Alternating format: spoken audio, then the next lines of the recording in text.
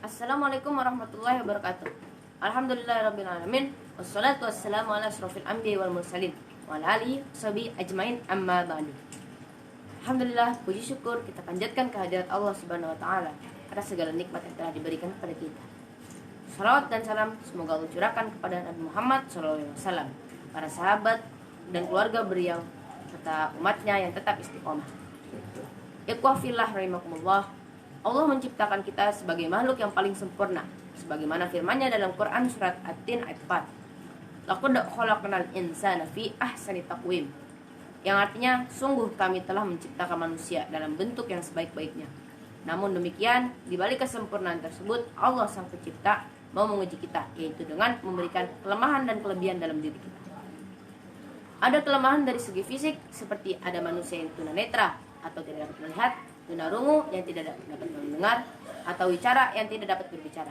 Tapi ada juga kelemahan dari segi sifat atau sikap, seperti malas, lupa, kikir, pemarah, lola, atau loading lambat.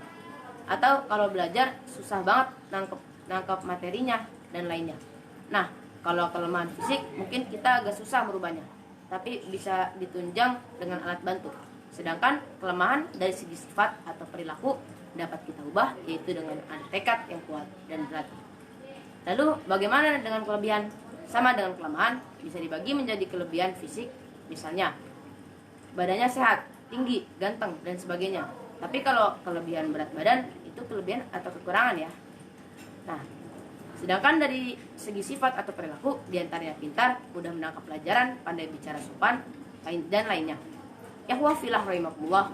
Lalu bagaimana sikap kita terhadap kelemahan dan kelebihan tersebut?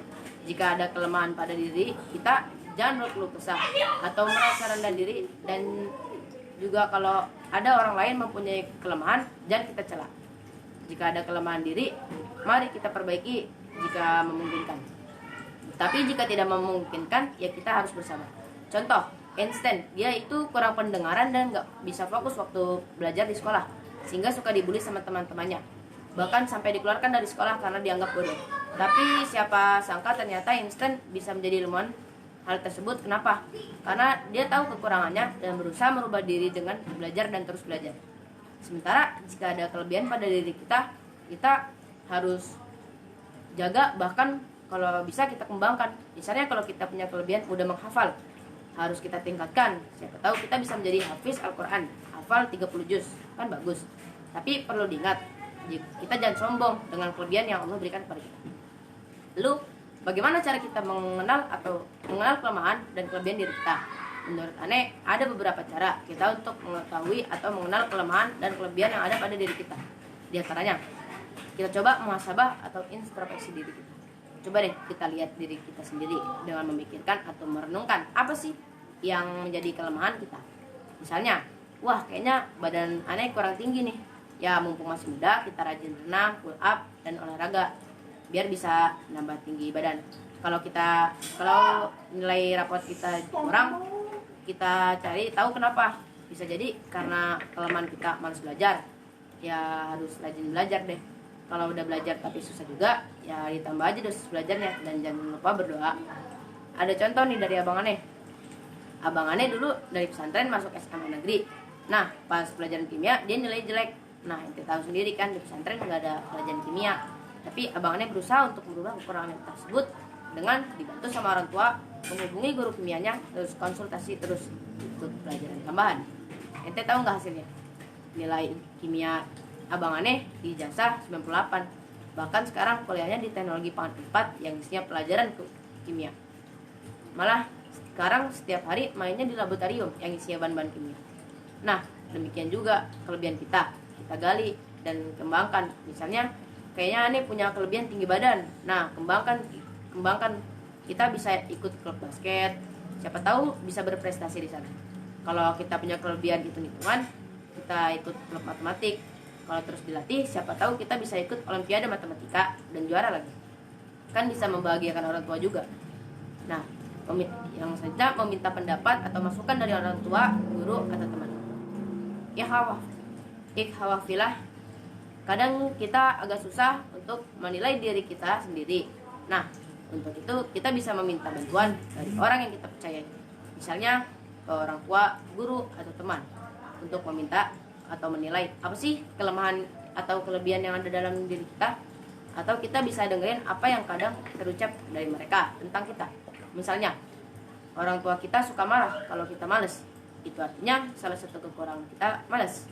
Atau sebaliknya, orang tua suka meminta kepada kita membantu memperbaiki alat rumah tangga yang rusak.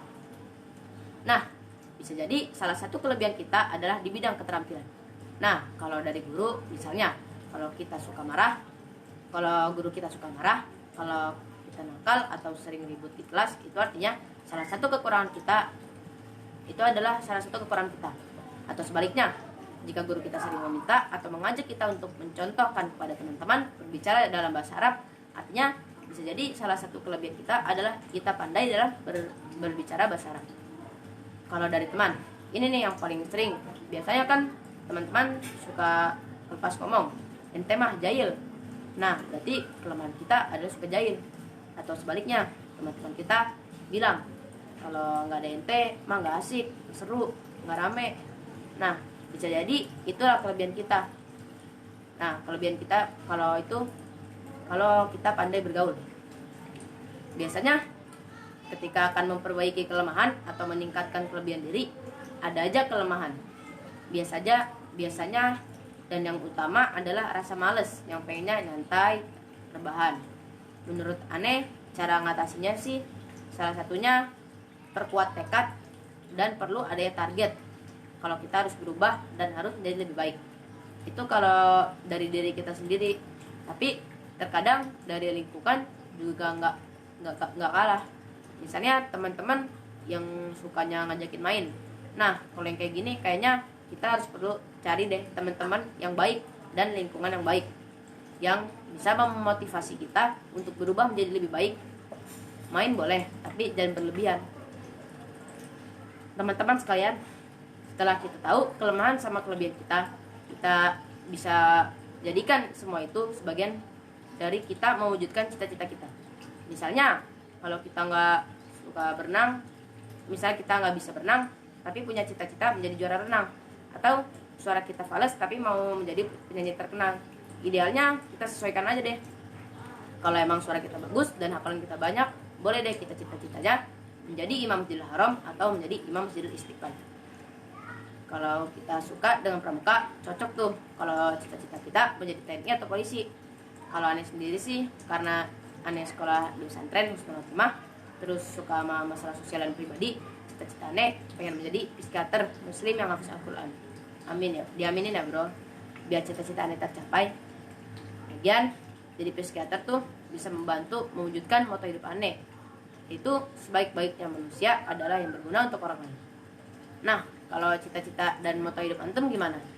Silakan cari dan gali sendiri ya, kalau ada yang masih bingung. Demikian yang bisa Aneh sampaikan. Mohon maaf jika ada kesalahan atau salah kata. Assalamualaikum warahmatullahi wabarakatuh.